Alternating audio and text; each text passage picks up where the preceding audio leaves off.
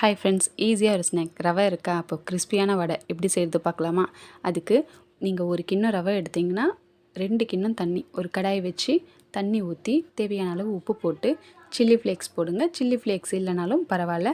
தண்ணி நல்லா கொதித்த பிறகு நீங்கள் வச்சுருக்க ரவையை போட்டு நல்லா ஒரு உப்புமா மாதிரி கிண்டிக்கோங்க.